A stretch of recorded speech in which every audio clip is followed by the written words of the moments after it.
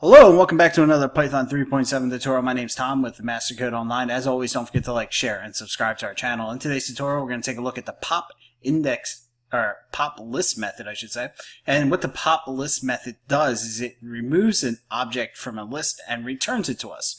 We can provide it an argument, which is the index position of the object we want to remove from the list. If we don't provide an index position via the argument, then it pops off the last object in the list. So let's take a loak at all this.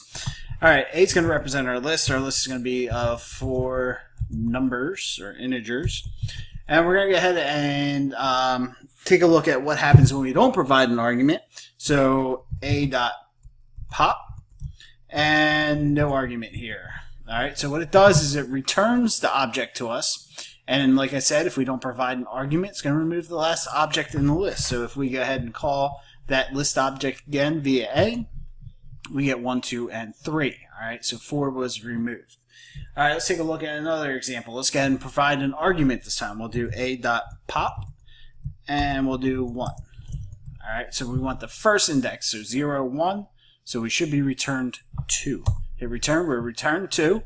Let's take a look at what the list looks like now. We got 1 and 3. So what happens if we don't provide an argument, or we already looked at that. If we don't, if we provide an argument that the index position doesn't exist, that's what I'm trying to get to.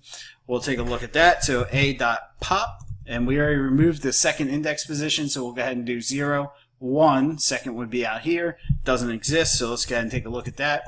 And we get an index error, pop index out of range.